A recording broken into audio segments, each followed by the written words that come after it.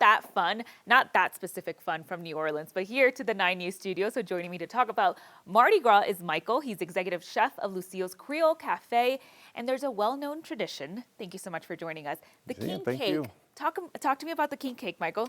People start eating king cake after the Epiphany, which is January 6th. So on January 6th is 12 days after the baby Jesus was born, and the three wise men or the three kings come visit the baby Jesus.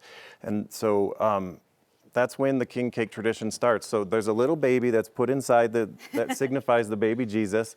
And so from there, the king cake tradition is that the person that gets the baby has to have a king cake party. And then it's a lot of fun. So I heard that you had... So I had a king cake already. My fiance, he went to LSU, so big New Orleans fan, loves everything about New Orleans. So we had king cake this year, and I got the baby. Yay. Okay, so that means that next year, or it has to happen this year? Well, it doesn't have to happen this year. You can just start the tradition next year, and you can have the first king cake party starting January 6th. Mardi Gras season starts on January 6th and goes all the way till today. Okay, that's awesome. So talk about the role that king cake plays for Mardi Gras and also carnival season. Well, it is just what I said. It starts off the tradition of Carnival, which Carnival is the season between January 6th going until Mardi Gras, and people eat that the entire time. So when you get the first person that throws the party puts the baby in there, and the person that gets the baby has to have the next party, and those parties continue on from January 6th all the way until Mardi Gras. And so the parties go on. That's why they call it Carnival. I love that. I love to party. Okay, so there is purple, green, and yellow. Is there a significance to these colors? They do. They represent faith, justice, and power. Oh, wow. Okay. Yep.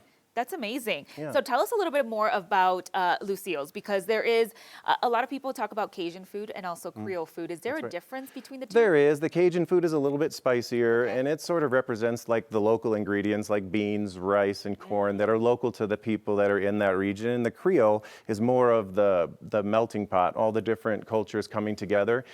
It's got a little bit more of the tomato sauce, the roux, the French influence, the Spanish influence. So those are the basic differences between the two. They're both delicious. You can get them both at Lucille's, 7 locations up and down the Front Range from Fort Collins all the way down to Littleton. That's amazing. So people who are in New Orleans right now, what are they probably eating? The Cajun, the Creole, or a little bit of everything? Oh, they're eating a little bit of both, but they're eating a lot of king cake, a lot of beignets, gumbo, red beans and rice, laissez bon temps roulé. That's amazing. And then one last question, because you also brought beads here. For anyone that doesn't know, that's a big part of the parades as well. It is.